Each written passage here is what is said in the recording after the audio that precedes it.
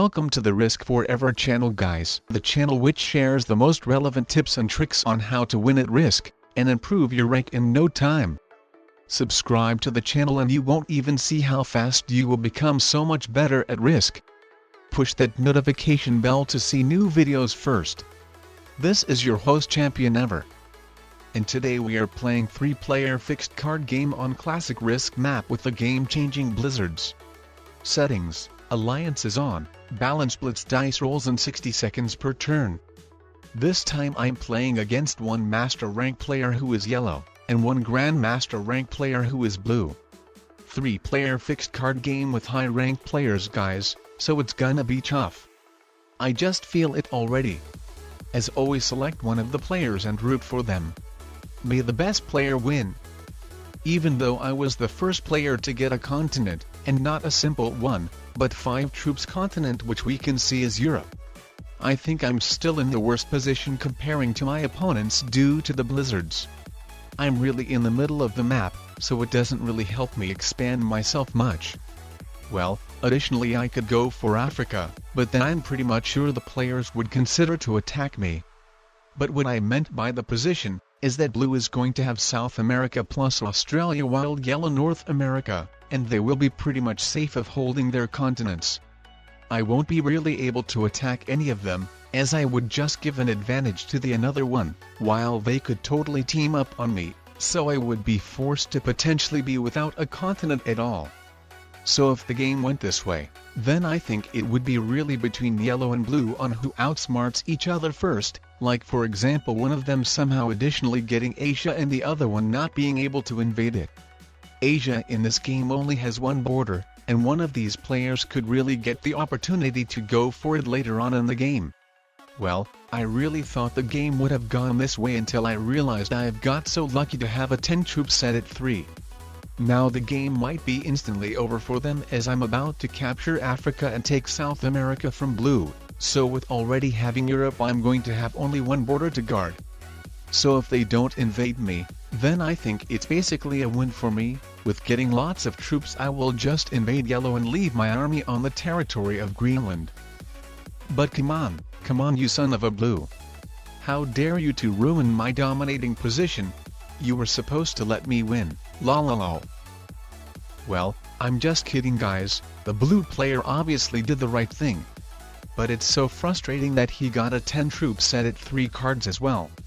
And actually it's so bad that I'm playing against him right now. He is one of the smartest Risk players I have ever played, and I'm pretty sure if someone else played instead of him, then I think that person wouldn't come up with a decision to invade me.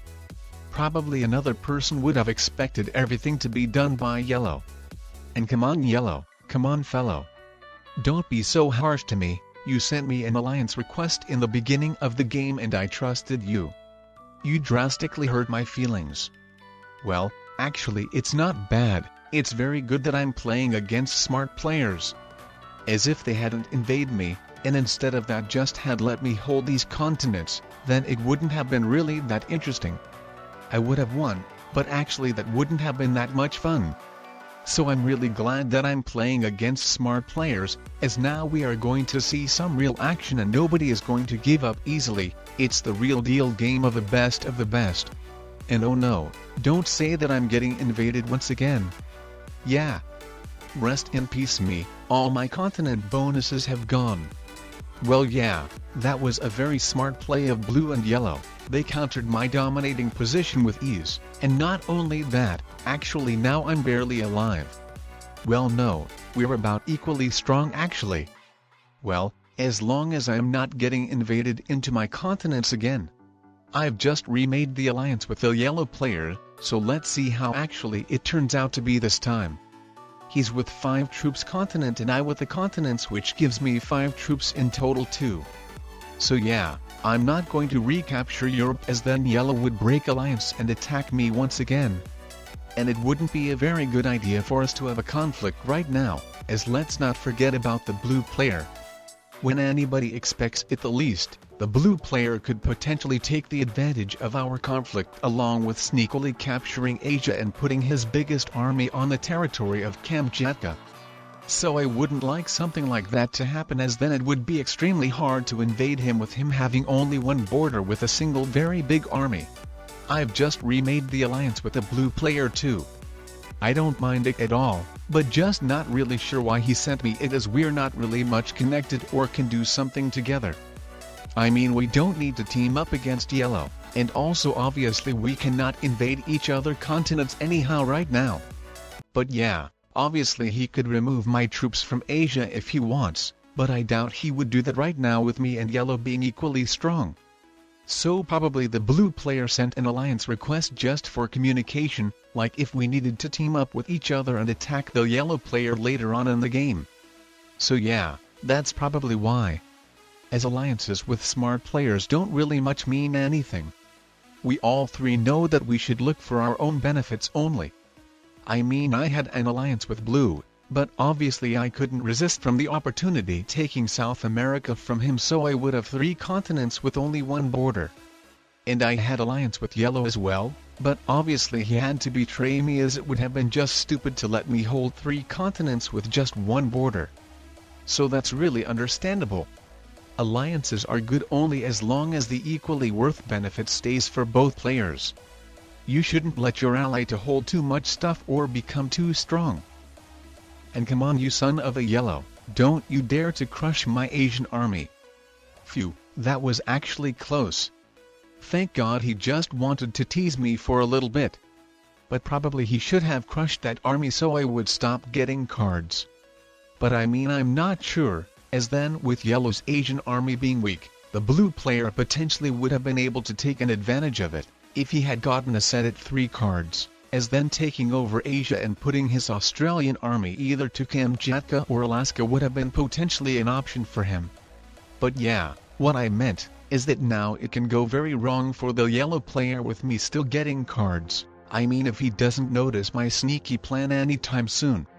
My very sneaky plan, which is not sneaky at all, but just probably not that obvious looking at the first sight. Everything has started with yellow capturing territories in Europe. So that he wouldn't ruin my territorial troop bonus, I decided with the received troops that turn, to make 2 equally sized armies on the Great Britain and Scandinavia territories. It started as a plan to stop yellow from attacking my territories in Europe, but very quickly I realized that it can work out to something bigger. With the yellow player adding his troops equally to his borders, I can actually put all my troops to these 2 armies of mine next to him, and quickly have more troops combined on these 2 armies than he has on his one. So with a long trading and 10 troops set, soon take his army down, invade North America, put my African army to Greenland and successfully hold all the 3 continents. So let's go, guys. It's my time to shine, it's showtime. Bam. I guess the yellow player didn't expect it at all, but now it's too late. The destiny has been decided for him. My trap card has been activated and he's about to lose his life points. But oh noes, come on blue. I know where you're coming from. Why is blue so smart? Why is blue so smart, guys?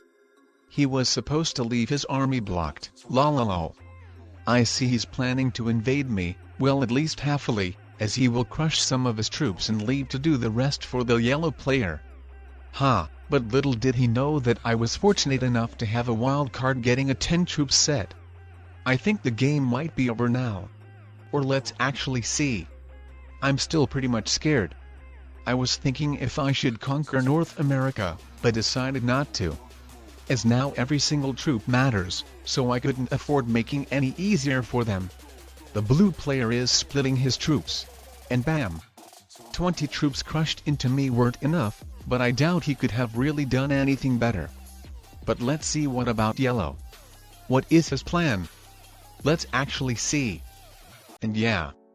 The yellow player has just made the biggest mistake of his life by fortifying his army back. He should have definitely kept it next to me instead of blocking it. I mean, I had very tiny chances to get very bad blitz rolls crushing my opponent troops, but now I'm absolutely guaranteed to win after taking the blue player out and fortifying my troops back. There is just no way I will lose now. And the yellow player has just realized that. Well, good game you all. That was actually a very decent the beginning of the game gameplay showed by both of the players.